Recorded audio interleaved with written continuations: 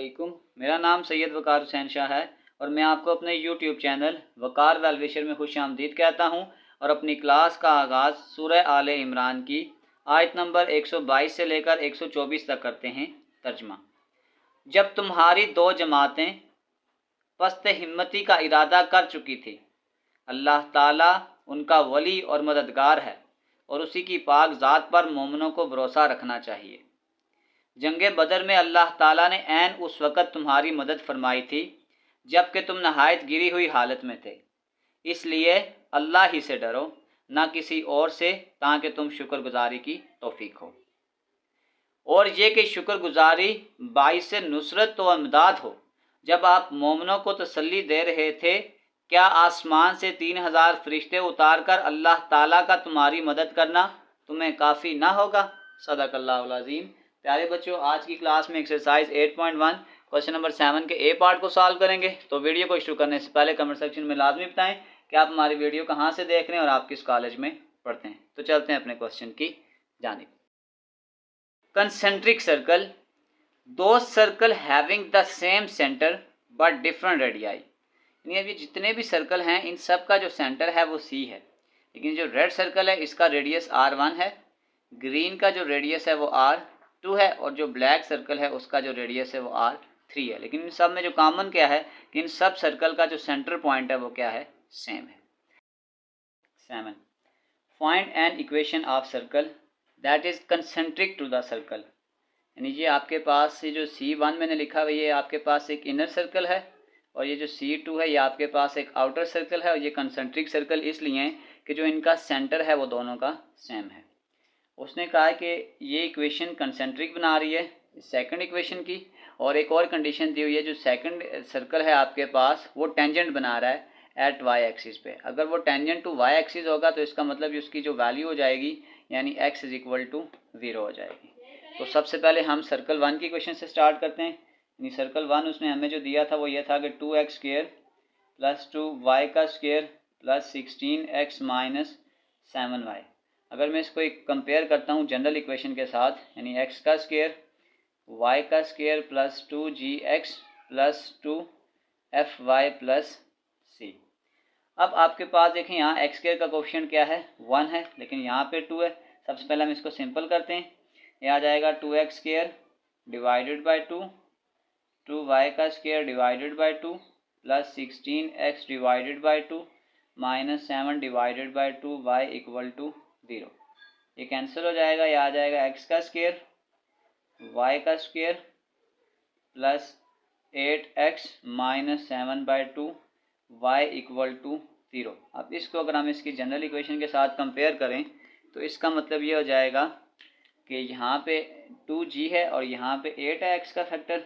ये आ जाएगा 2g इज इक्वल टू 8। ये आ जाएगा g is equal to 8 divided by 2, g is equal to 4। g की वैल्यू हमने 4 निकाल ली और फिर ये आ जाएगा कि 2f is equal to minus 7 by 2।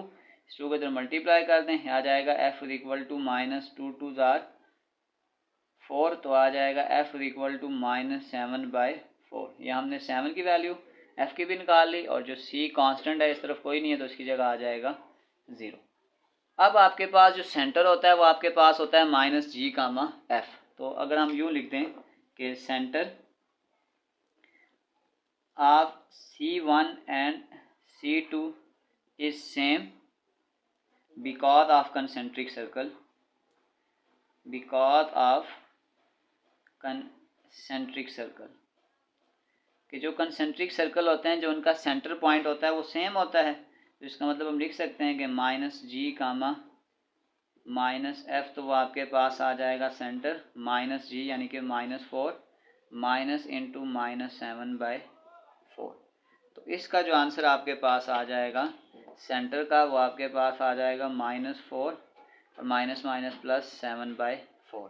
अब ये जो हमने सेंटर निकाला ये दोनों के लिए सेम है, चाहे वो सेंटर सर्कल 1 के लिए इक्वेशन बनाएं या सर्कल 2 के लिए। अब यहाँ पे अगर आप सर्कल 2 की देखें, डायग्राम में देखें, तो उसने हमें एक कंडीशन और ये दी हुई थी कि ये जो सर्कल 2 है ये टेंजेंट बना रहा है एट वाई एक्सिस पे। तो अगर आपके पास कोई लाइन टेंजेंट बना रही हो तो उसका जो एंगल होता है वहाँ पे 90 डिग्री का बनता है। और अगर आपके पास सेंटर से टेंजेंट देखें, अगर आपके पास 90 डिग्री हो तो इस जो डिस्टेंस है इसको हम रेडियस कहते हैं। तो फिर इसके लिए एक स्पेसिफिक फार्मूला होता है, उसको अगर मैं लिखूँ तो आपके पास ये होगा कि r is equal to mod of ax1 plus by1 plus c divided by under root of a का स्केयर प्लस b का स्केयर। तो ये इसकी डिस्टेंस निकालने का फार्मूला है। तो सबसे पहले अगर हम यहाँ पे टेंजेंट लाइन के लिए इक्वेशन बनाएं तो अब क्योंकि उसने हमें पहले ये कहा था कि टेंजेंट बना रहा है वाई एक्सिस पे, तो इसका मतलब x इज इक्वल टू 0। तो इसको फिर मैं यूँ लिख सकता हूँ 1x plus 0y plus 0 is equal to 0। इसको स्टैंडर्ड फॉर्म बनाएं ax plus by plus c is equal to 0। इसको अगर आप कंपेयर करेंगे तो आ जाएगा a equal to 1, b is equal to 0 और c इज इक्वल टू 0। अब आपके पास क्योंकि जो इसका सेंटर पॉइंट है वो आपके पास था -4 और 7/4। इसका मतलब ये हो गया कि ये आपके पास जो पहला वाला पॉइंट है ये आपके पास x1 है और ये वाला पॉइंट आपके पास y1 है। ये वाली वैल्यू उठा के अगर हम इस फार्मूले में पुट करते यहाँ पे तो ये आपके पास जो आंसर बनेगा a की जगह आ जाएगा 1 इंटू -4 प्लस b आपके पास 0 इंटू 7/4 प्लस 0 इसका मॉड डिवाइडेड बाय 1 का स्केयर प्लस 0 का स्केयर। तो ये आपके पास आ जाएगा r, क्योंकि ये सारे ज़ीरो हैं, मॉड ऑफ -4 डिवाइडेड बाय 1 आ जाएगा। तो रेडियस आपके पास आ जाएगा r इज इक्वल टू 4। ये जो मॉड है ये इस माइनस को क्या कर देता है, प्लस बना देता है। इसका मतलब जो r2 का आंसर आपने निकाला है r2 इज इक्वल टू यह आ गया है 4। हमें क्योंकि हमने बनानी है इक्वेशन ऑफ कंसेंट्रिक सर्कल तो उसके लिए हमें g भी चाहिए, f भी चाहिए और c भी चाहिए। अब g और f तो हम निकाल चुके हैं, लेकिन अभी तक हमने जो सेकंड सर्कल है उसके लिए जो c की वैल्यू है वो नहीं निकाली। तो हमारे पास एक फार्मूला होता है r यानी रेडियस इक्वल टू g का स्केयर प्लस f का स्केयर माइनस c। अब r की वैल्यू भी हमने निकाली है, वो 4 है। g आपके पास आ जाएगा 4 का स्केयर प्लस -7/4 का square minus c under root square ले लें दोनों तरफ, ये कैंसिल हो जाएगा।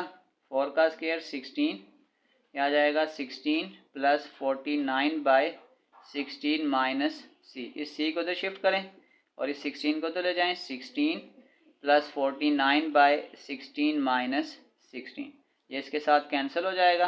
ये आ जाएगा c is equal to 49/16।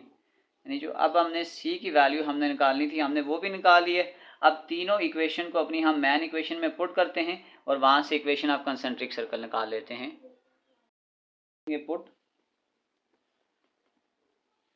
g is equal to 4, f is equal to -7/4 और c इज इक्वल टू आ जाएगा 49/16। इसको अगर हम पुट करेंगे स्टार इक्वेशन यानी जो आपके पास मैन इक्वेशन होती है इसमें पुट करेंगे तो वहाँ से इक्वेशन ऑफ कंसेंट्रिक सर्कल निकाल लेंगे। तो ये आपके पास आ जाएगा x का स्केयर y का स्केयर प्लस 2, g की जगह आ जाएगा 4 into x 2 into F minus 7/4 y plus c यानी कि 49/16 इक्वल टू 0। अब डिनोमिनेटर में 16 और 4 आ रहा है तो 16 एलसीएम आ जाएगा। 16 को सबके साथ मल्टीप्लाई कर दें, 16x का स्केयर 16y का स्केयर 4 2 ज़ार 8, 16 into 8x plus -14/4 into 16y plus 49/16 into 16 is equal to 0।